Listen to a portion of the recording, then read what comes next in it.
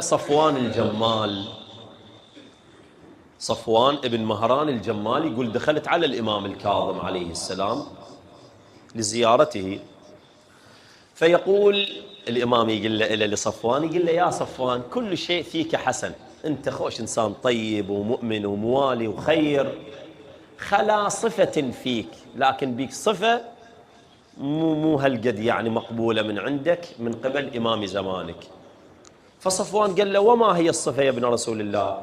قال له كراءك جمالك من ذلك الشخص. صفوان الجمال شلون تقول حملة دار اليوم عنده جمال كان يكريها للناس، من جملة الأشخاص اللي كان يتعاملون وياه هارون العباسي، فكان يكري جماله لهارون في موسم الحج.